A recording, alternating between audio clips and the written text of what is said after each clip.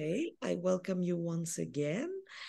You could, during the discussion, you can pose questions or make notes on the chat of our Zoom meeting. It is our pleasure to have you with us, Mrs. Müller, and of course, you too, Paraskevi Tektonidou. Thank you for undertaking this role and helping us to discuss after the experience of watching. We are still watching. So the floor is to you. Thank you. So, hello, Ivana. Hello.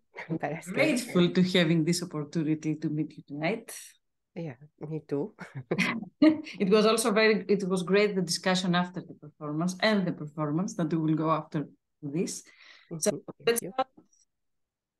Maybe some people know you, some maybe not. You are a choreographer, a theater director, a performer with a background in comparative literature and French, right? Yes, also, yeah. So how do these different hats inform your work? Yes, I mean, my formal education was firstly indeed like literature, comparative literature in particular. But then further, I studied also dance and choreography in Amsterdam, and also a little bit visual arts. So let's say there are all those different impacts that influenced or enriched my practice. But I kind of choose the word choreographer because I think I started to make artworks as through the methods or tools that are choreographic.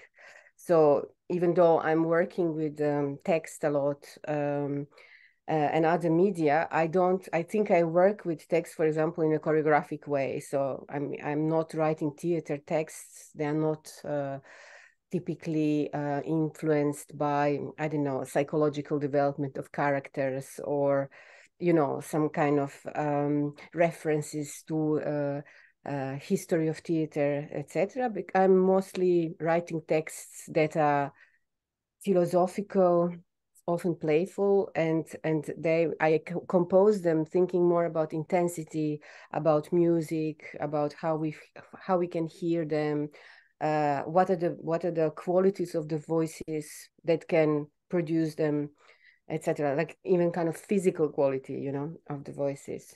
So I would say, yes, I mean, maybe it's interesting to say that most of my work is really made and staged in the context of theater. And then sometimes it was just snatched to the context of visual arts because it can also maybe function in that context sometimes. But yeah, for a very long time, I was really imagining that theater is a starting place for my questionings. This place of theater was also very important in the work. Yeah.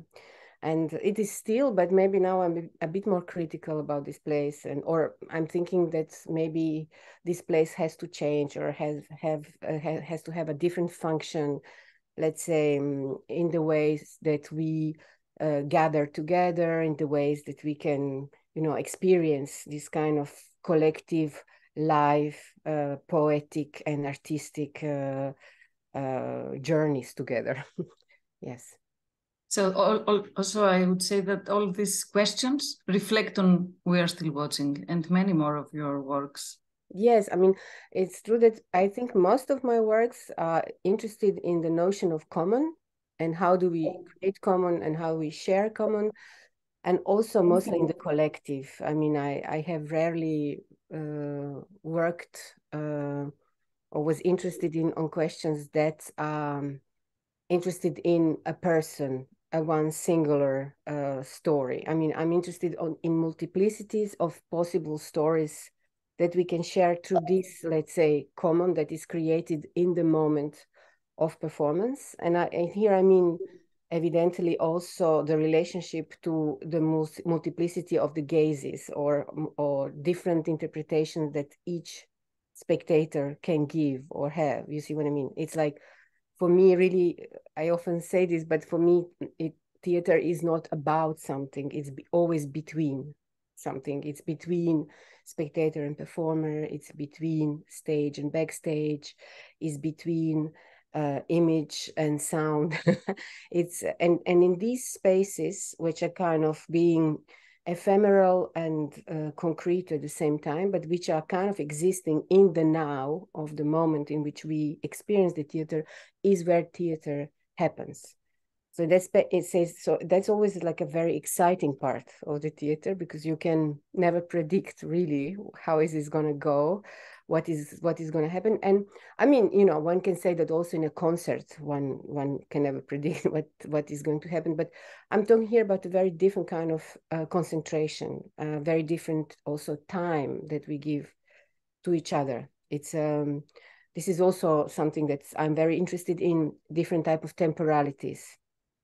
Because there's this, I mean, it's of course a kind of convention in theater that we will all sit together and that we will go all the way together, except if it's really bad and then we have to leave because we cannot stand it. But the contract is kind of, okay, we go in the tunnel, we hold hands, and we when we get out of that together. And I think there is something like, yeah, it's something very specific that place of theater develops in that relation throughout centuries and centuries and century. You know, like it's not other art form does it in that way. So yeah.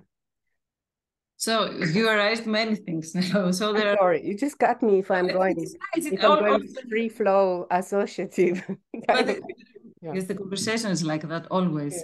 So I would like to say, so I think that the theater maybe is the context and the artistic thinking is another thing. So it is, so you can be a visual artist, you can be a choreographer, or you can be a theater director. Although I will stay a bit in the choreographic. I think it's best. Yeah, we stay there. No, I will just ask because I think the performance in common, there has this note that is a social choreography piece. Mm-hmm. Because you said about the comments that you're interested in, and also all of your performances are there to discuss this common life and this reality. Mm-hmm. I think your work are really connected with what is happening outside the theater. Mm-hmm. Yes, but yeah, of course. But everything, you know, like I think this was always the case somehow. Theater was asking questions about the world that it's happening outside, you know, since its beginning, and we all do it in a different way, you know. But what I think it's interesting again is the social aspect, or maybe sometimes even political aspect, is present because we are concretely in the space of theater at the moment that the theater event is taking place. We are this kind of micro society. You know, we kind of gather together. We have the same goal, that's this event, but we have very different backgrounds, very different positions, very different reasons why we are actually there. And so it's like in a society, you know, we share certain things. We don't agree often. What do we think about that, or how do we actually can position ourselves?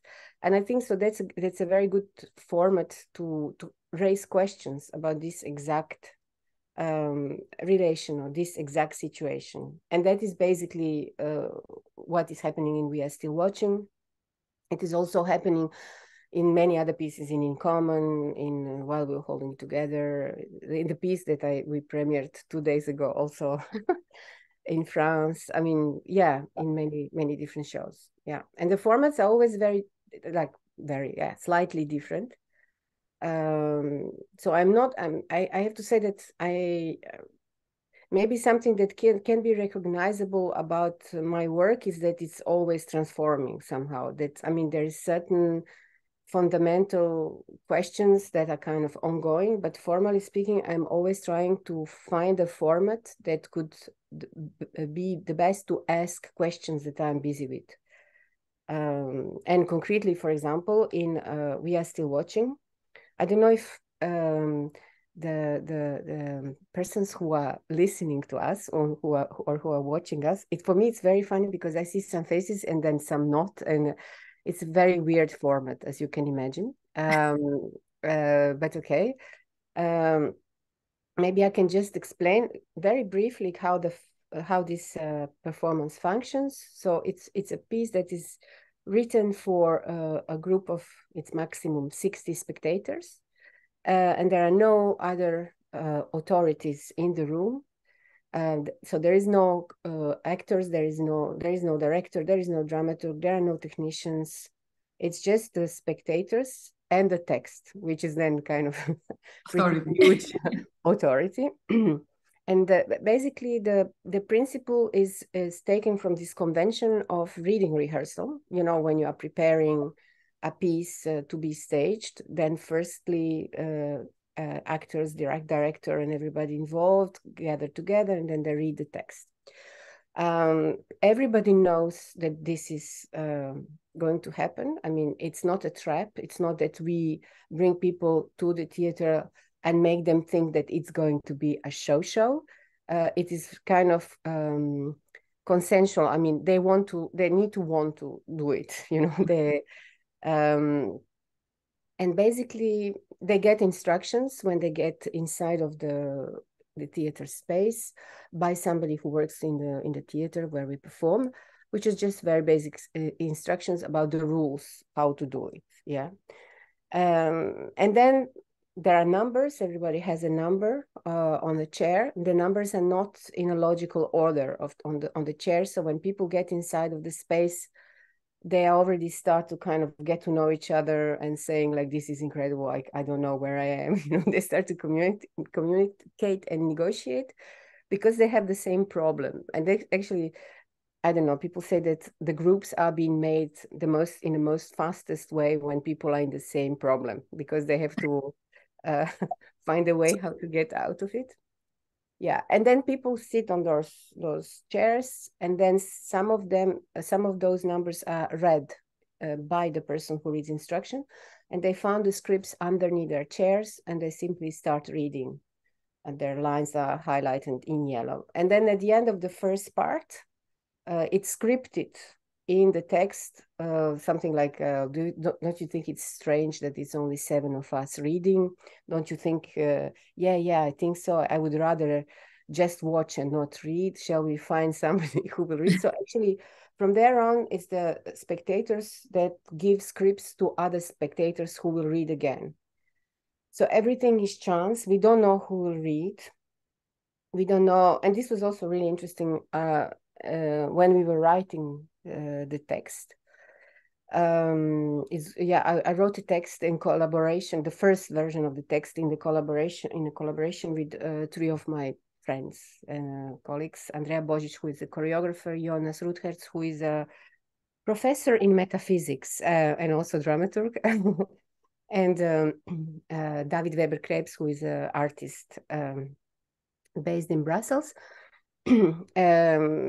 And so, when we started writing the text, the very exciting part of it that we didn't know who will read it. Is it male, female, young, old, known, unknown?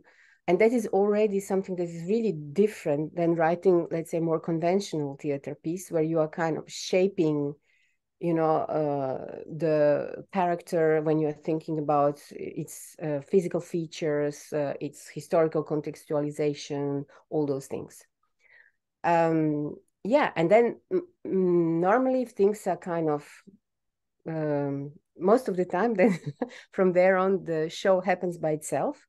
And there are always a certain amount of problems that come and that are related to questions like how we do it, can we do it together, what is the system? And then those individual questions like, do I want to participate? How do I want to participate?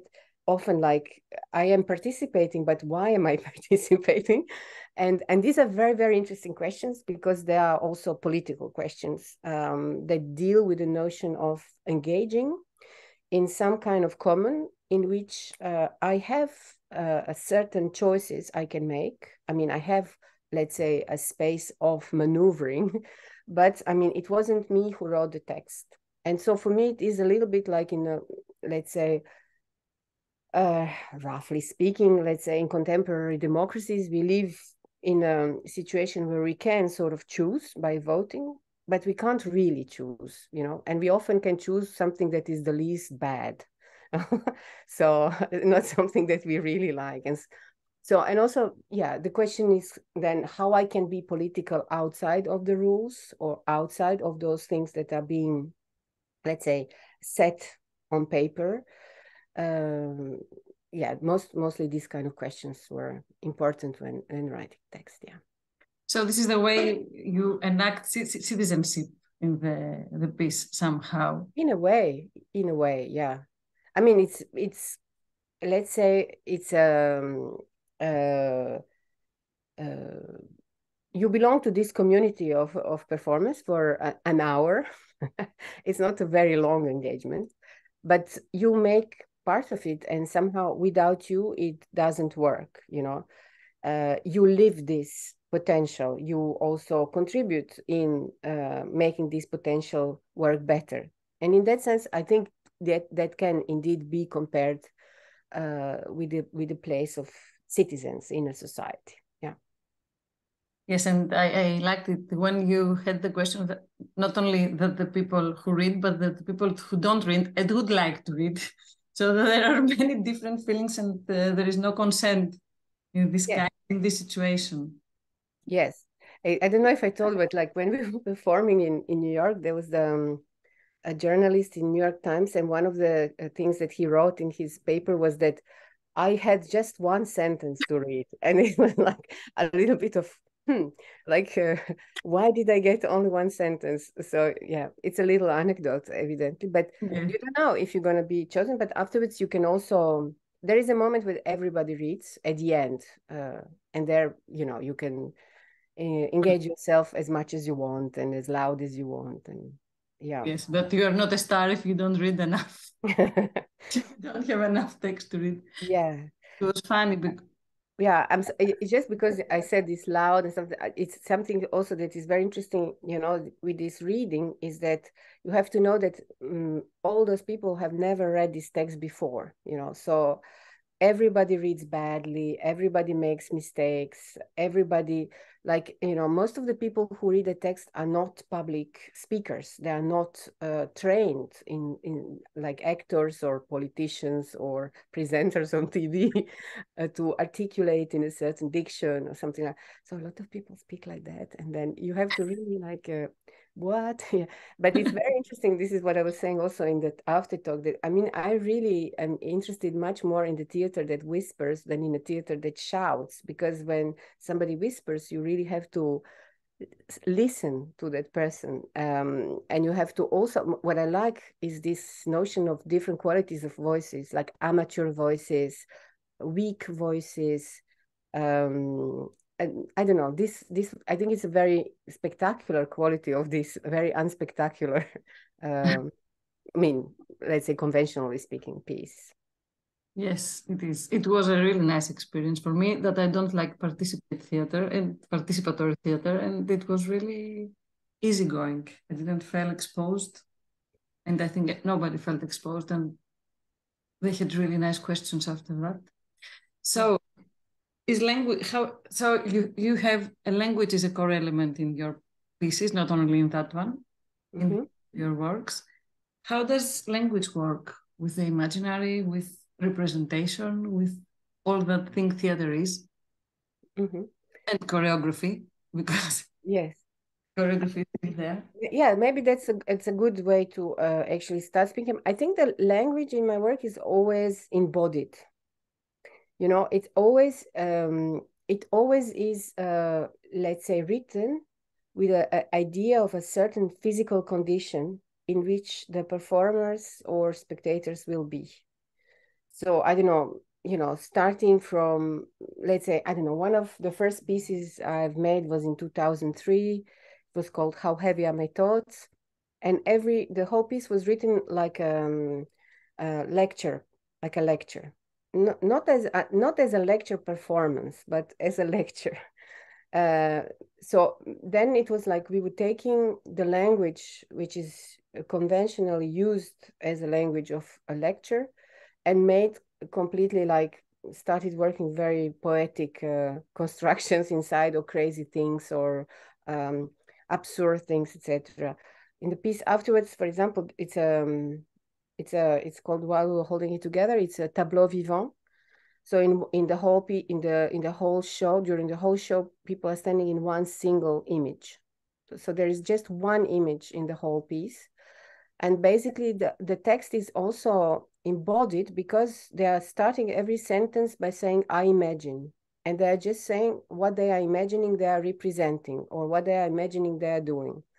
And from this, I mean, it's in the beginning, it's a little bit like, okay, yes, a funny thing. But then, I mean, the idea is like how to knit out of that some idea of journeys. And when I say journeys, we can think of stories, but maybe for me, journeys are more kind of reflections, or more, let's say, questionings, or more, going further in, you know, some of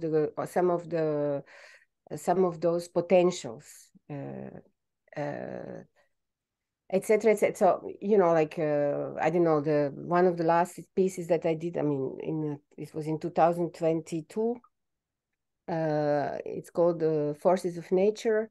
The whole idea was at first to think about like what are the forces that are working on us, and how do they make us move. And then this was evidently, the idea was the physical forces like gravity or momentum or all this, but it's also, let's say, social forces, political forces, emotional forces, historical forces, all this. And to question these things better, the performers are attached throughout the whole piece with rope that you use to mountain climb. So basically, I mean, they are in a relationship of interdependency. So if somebody wants to move, everybody has to move, you know. If somebody falls down, everybody falls down. And they're having conversation while doing that. And they're doing something also with ropes on stage that in first you don't understand what it is. It looks some kind of knitting. And at the end, you kind of figure out that they're basically constructing a mountain together. So actually there is for me, this process of working manually, you know, creating something that is physically an object. It's like a macrame or like knitting, but with 5 people.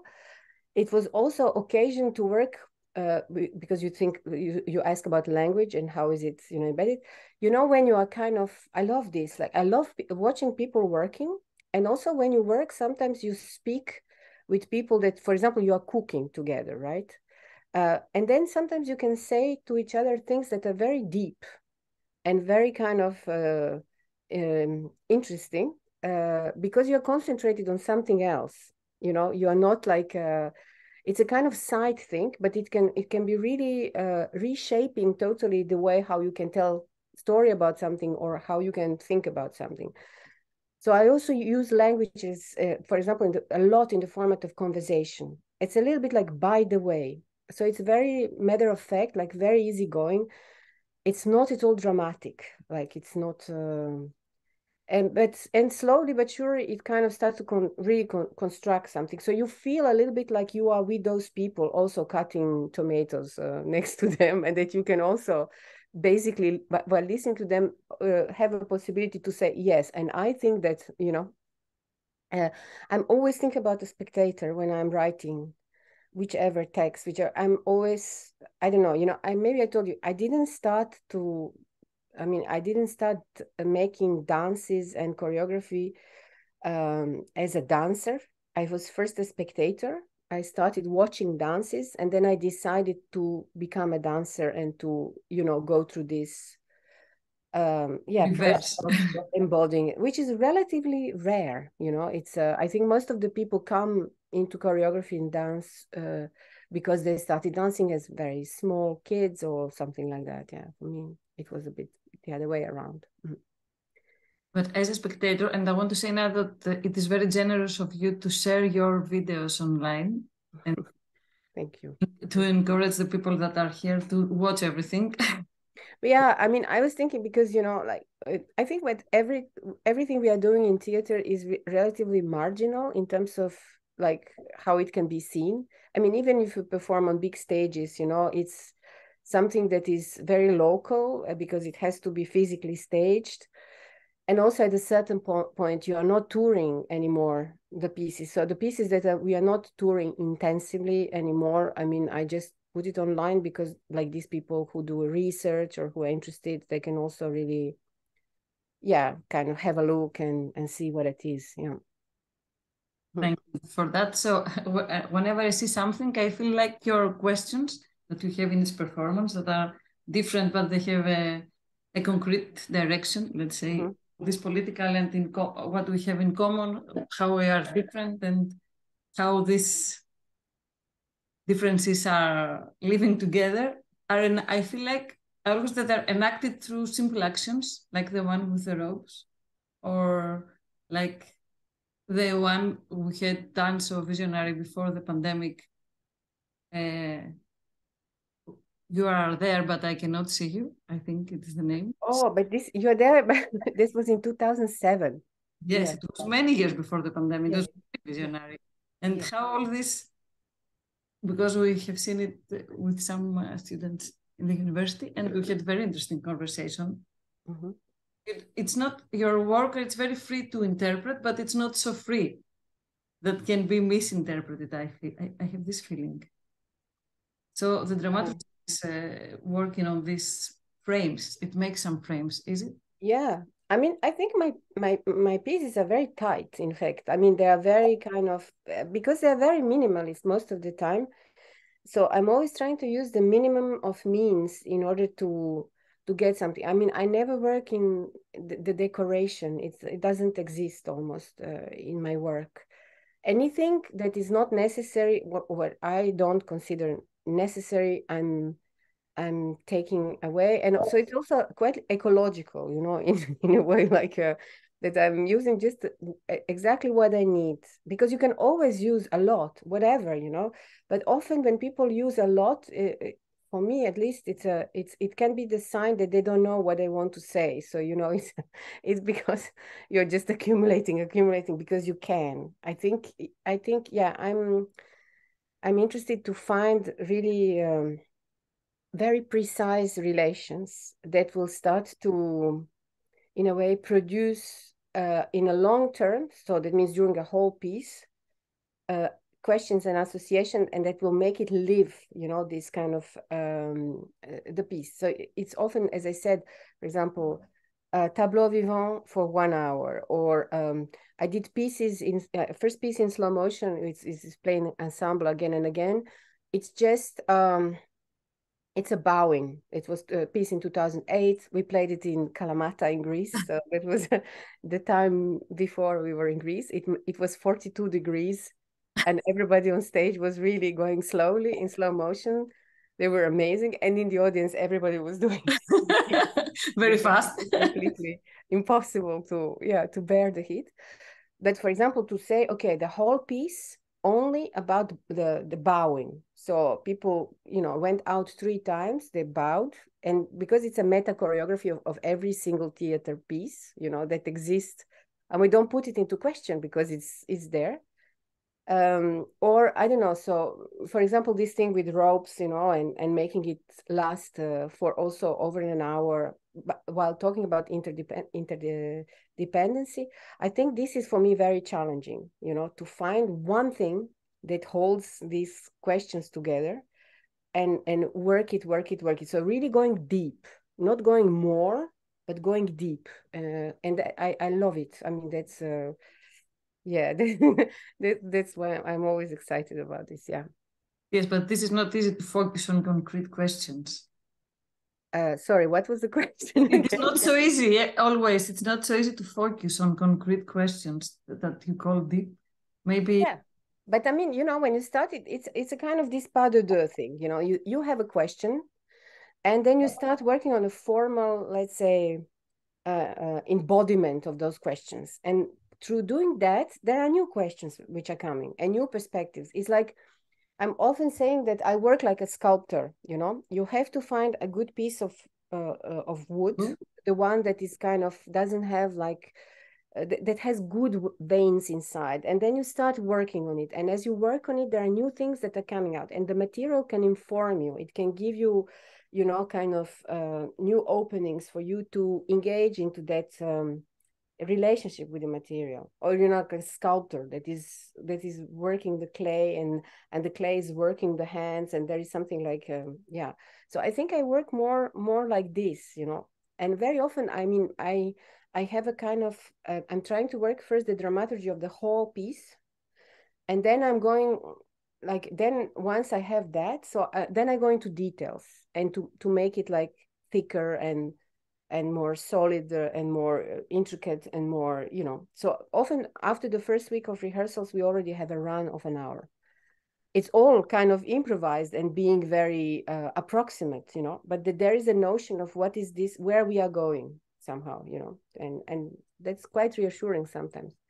We don't manage every time. It's like when it works well, when it works well, yeah. Yes, this is very not different, but I'm used to, usually people find the dramaturgy through the process slowly, so they accumulate. Maybe this is the accumulation, why it works like that. If you have I said the questions, but you said dramaturgy. If you have the dramaturgy very fast. Yeah, I mean, yes, it's interesting. I don't know if we talk about dramaturgy, then maybe people will have very specific ideas. So maybe I would rather use like the notion of a journey, okay? So very soon I'm kind of intuitively saying, okay, we are going from this place to that place, okay? And that place where we are going doesn't really exist yet. I mean, we've heard that it can be there and possible, but nobody ever really went there. So we are kind of, you know, during the process, we are kind of equipped with some lamps and machetas and some food in our backpack, and I don't know. And but there's a target. Yeah, and we are going somewhere where we think that place should be. And sometimes it happens that you go completely wrong, you know, like, but okay, you know, you camp there that night and you say, okay, tonight we didn't arrive yet. We will continue going in that direction. But this idea of, yeah, where we are going, it's very, I mean, not that I know like how the journey will be, you know. When you book a train to go to a place you've never been to, or you know, take a boat or whatever, I mean, you imagine a place, you can maybe inform yourself a bit, but the journey itself, it's always authentic, it's always different, you know. And then you choose your companions, and then you choose this kind of, yeah, for me, I mean, if we go back to this idea of process, this is also something that all the questions, all the things that I'm interested in from a very, very beginning, I like to share them with people I work with. So it's never mysterious or mystical, or no, it's like, okay, guys, I mean, let's think about interdependency. What does it mean today? What does it mean for you? And then, okay, if I propose you to do this, for example, physical, very concrete thing, like how can we integrate this inside of, you know, that particular stage situation? Yeah. So it is a community process. You work with people. It is a collective. It is always a collective process, but it's always me who decides at the end. I mean, that's part of the deal, also. You know, like, and I think it's also very good because, yeah, somebody has to decide, and I come with the questions. So you know, there's also something that is not. I've never worked collectively in terms of that, like you have 5 people who want to do something together and they start from the scratch working on I have pretty much clear idea of what are we talking about in which format, but I like to include everybody, first of all, because we are smarter if we are more. And because I really enjoy working with my colleagues, because I think they are very inspiring, and yeah, for every time it's also a wonderful human experience, and also I don't know, philosophical experience or physical experience. So yeah. And you work with the same performers? Some, yeah, but I always work also with new people. Yeah, there are certain colleagues that I work with for many, many years. And I have very rich dialogue that is kind of ongoing, you know, that it's not like for this piece, but no, we are all the time talking, and yeah. And some people are performers, some people are also theoreticians, like, for example, with Bojana, you know, Kunst, I'm working since many years. With Jonas is also with people in my office, with people who do technique, with you know, this is kind of a team of people that for 20 years more or less is kind of a meeting and in different constellations and in different moments. Yeah. So your themes or the subject of your performances come, you read something, you are in conversation with people, or you observe what is happening around? Yeah, all of it. That's really yeah. Now. Yeah. I mean, I think all of it. Yeah, it's sometimes, I don't know, I think, you know, like all of you have moments where you have, okay, this idea came into my mind, and then maybe this idea is very exciting, and then when I get excited by something, then I start to kind of you know, develop it for myself, and then I think this could be good, and then I start speaking about it to, let's say, people that I'm very close to, and then they said that's really interesting, and then we go, you know, start speaking to more people, and then I maybe start speaking with producers, and then afterwards then we kind of constitute the piece, I mean the team, and then we start rehearsing, and then the idea goes on, and then finally we speak about the same idea to the spectators. So it's a kind of, you know, process that is, and then implemented with all those moments that you kind of continuously working on this idea. So it would be maybe more easy to I don't see any questions by the people that are here. Mm-hmm. You can continue our discussion. Yeah. So I would like to, you said about the spectators, did someone came to or someone had, Jana has a question. Let's give her. Sorry, before just really, I didn't see the performance. I'm sorry, I wasn't in the city, but I would like you to ask you, what is your experience from the spectators when the shows ends? What do they think about theater? Do they have to change their attitude to theater, or they have questioned about what really theater is and what is participation? Yeah, hello. I'm sorry. It's so quick. I have to go to performance. I'm very sorry. Don't worry. Do you mean specifically about this piece that we performed in at Thessaloniki, or in general? Your work in general, because you're always involving spectators. Yeah, often, not all. Yeah. I mean, I don't know. You know, it's not that everybody speaks to me afterwards. Most of the people who speak to me are kind of interested, or, you know, liked this experience, or have lived some kind of revelation, or I mean, there is also probably a lot of people who think like, I don't know, what can I do with this?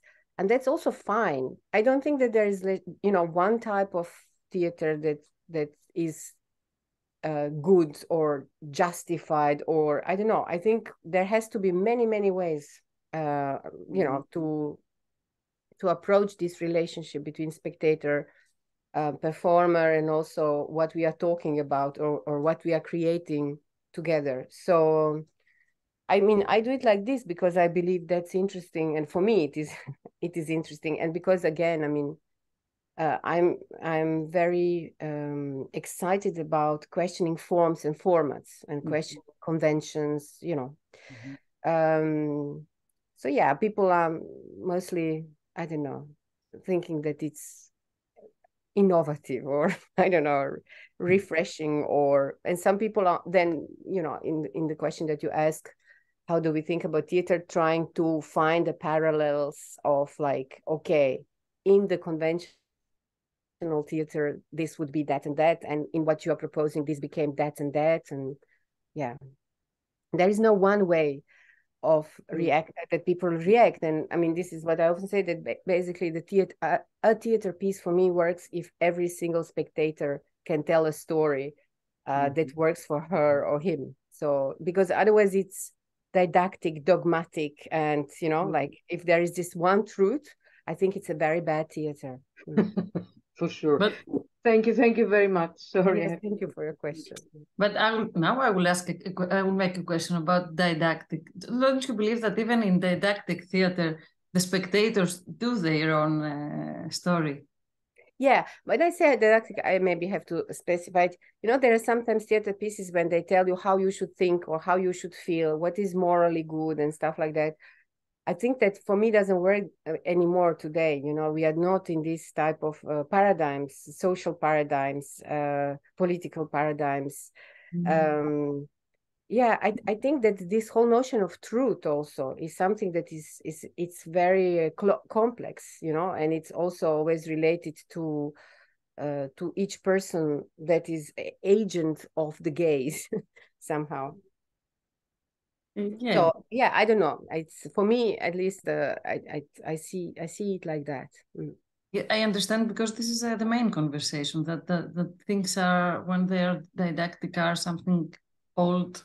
But when I see one of your performances, there are many things that I am thinking about, the things that are happening around. I don't feel that it's not abstract. So no, but I mean, didactic is for me almost like, maybe didactic is not performing well as a word in our conversation. No?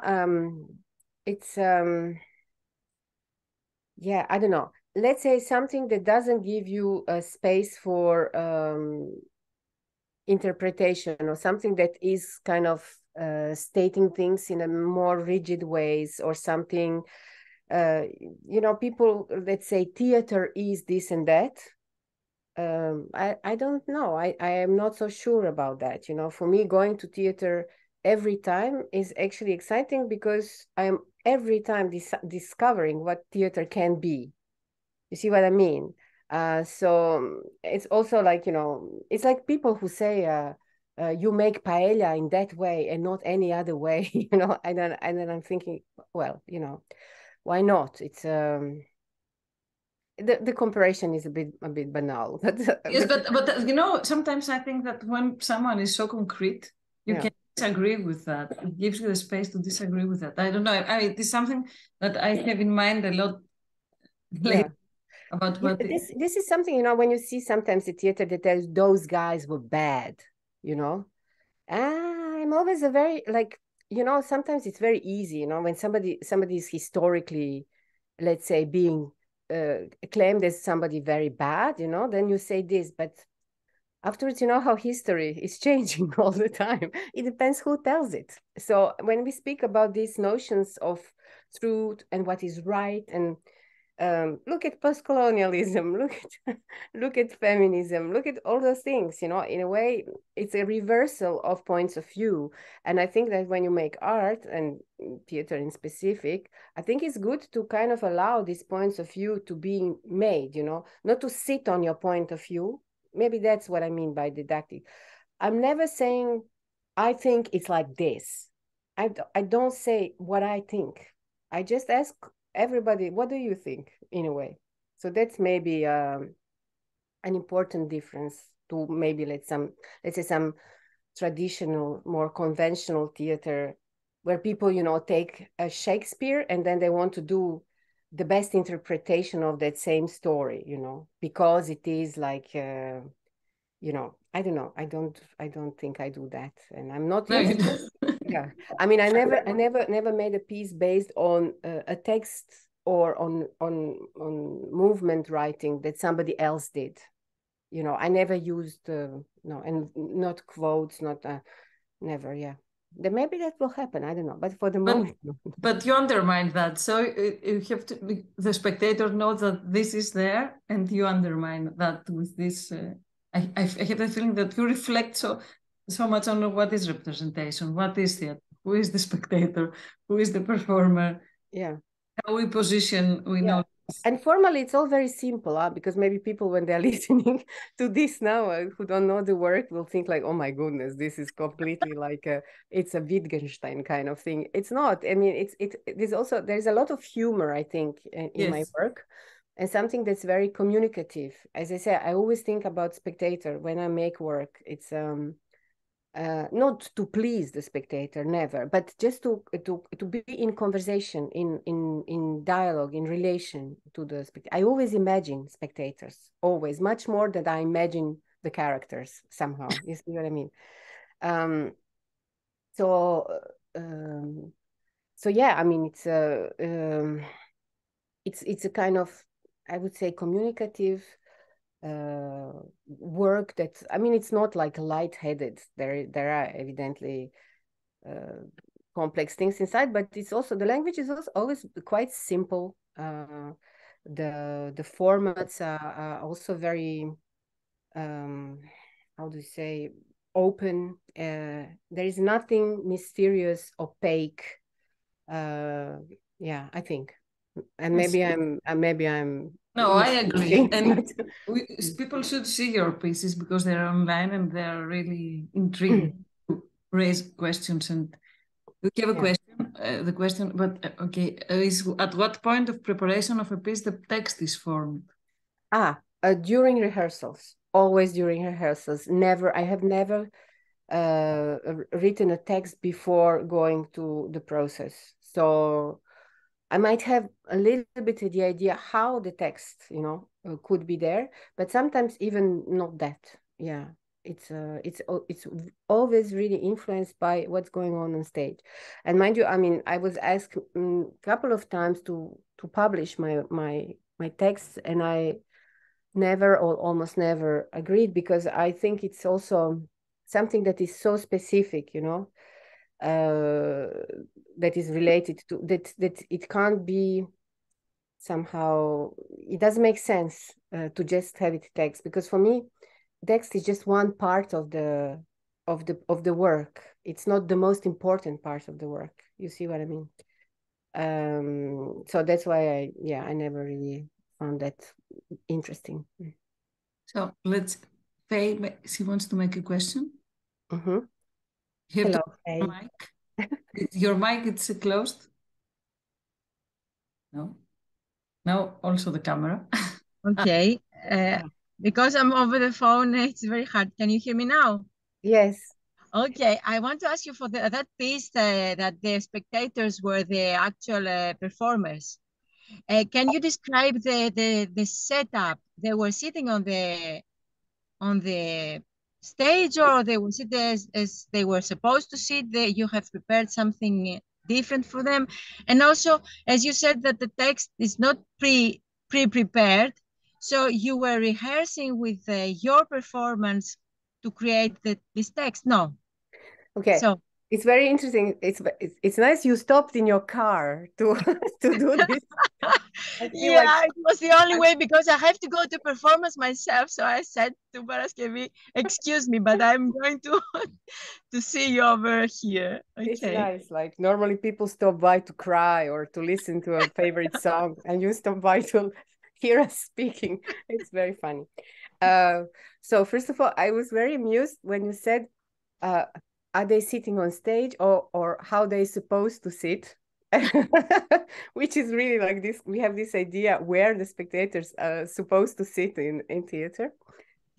Basically, they are in a square. So there is it's a quadrifrontal setting, So you have 15 chairs on each side, east, west, south, north. And then, and then they are just looking at each other all the time. They're watching each other reading and doing this text. The text is completely written for the spectators. It's a completely written conversation. When I was saying that I'm not having a text before, that means that we started working with the text with my collaborators, the 3 people that I've mentioned. In these sessions that we were working together. It's not that I brought already, like, I don't know, 7 or 8 pages, and then they kind of continued. You see what I mean? But once the show is there, absolutely everything is written. I very rarely improvise the text during the show. The show has been written always before, during the process of making of the piece. Yeah. This is clear for me, because I've seen some of your works, and it's obvious. What I'm asking is, have you done a rehearsal with your performers for for you to see how this text works. Yeah, it's not with my performance because I don't have 60 of them. Okay, okay.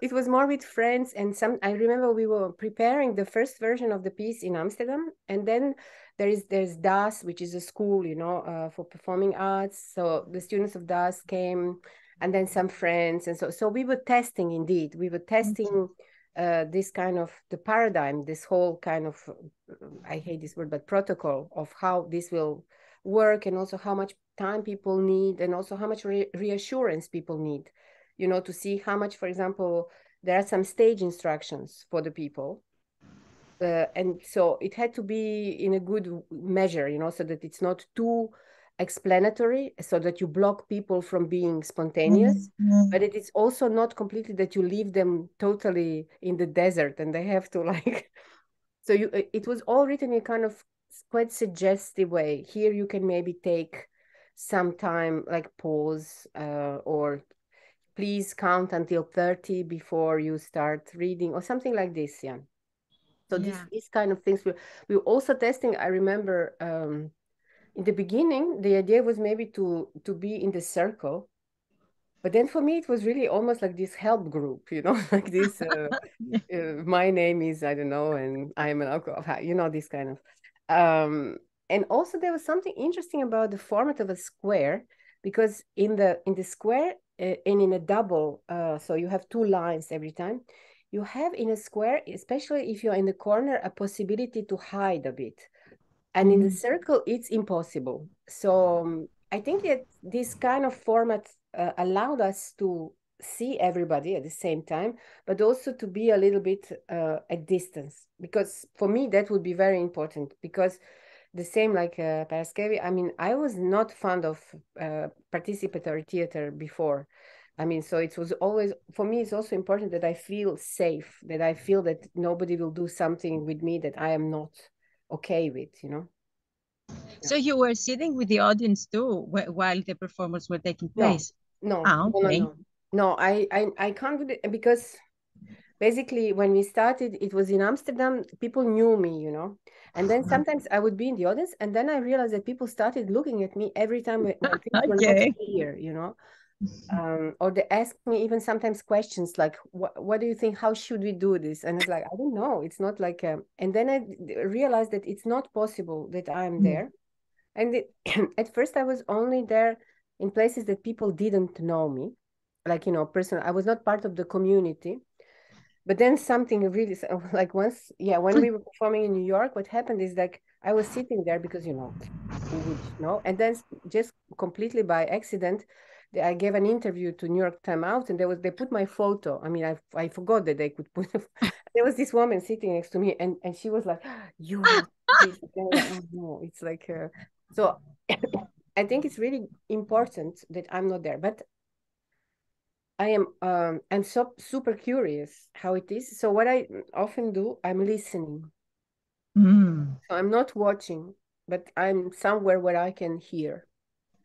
And it was very interesting in Greece, you know, in Thessaloniki, because I don't speak Greek, but I kind of know by an intonation and some words where they are in the text.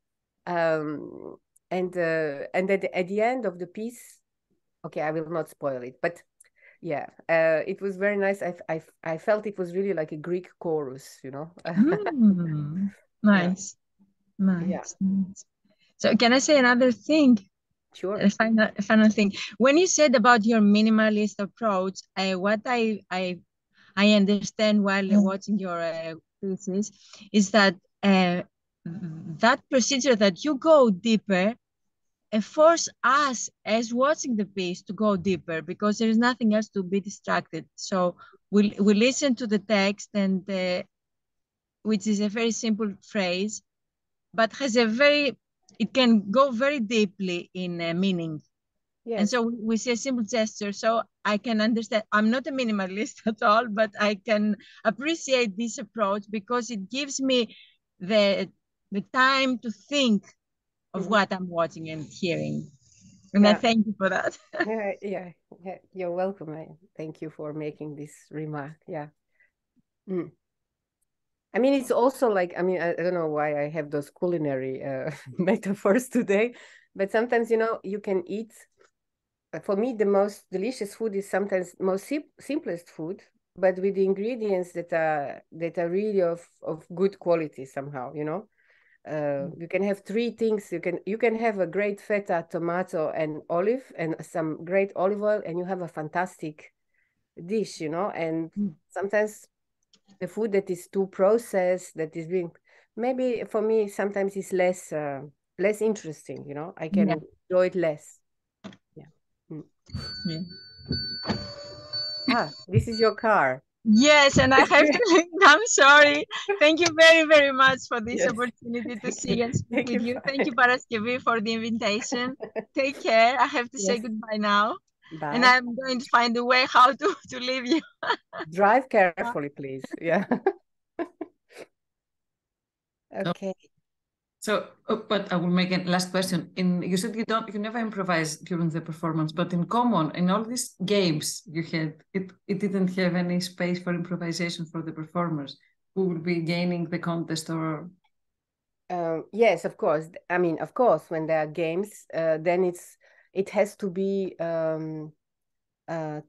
how do you say, real, you know, because otherwise, I mean, it would be really stupid to conceptualize something as a game and then already know who will win at the end. No, they're playing for real, so they have tools. Okay. And in that sense, you can see this as improvisation. But yeah, I think they're just performing the game, you know. It's also sometimes, in the pieces that I did lately, in those conversations, you know, like there is a piece called Conversation Out of Place, the other one is Forces of Nature, and the last one is Slowly, Slowly Until the Sun Comes Up. These are the pieces that have this conversational aspect. And sometimes the performers, they can add new things in, you know. But, I mean, let's say the basic line stays. I mean, 97% of the text is written.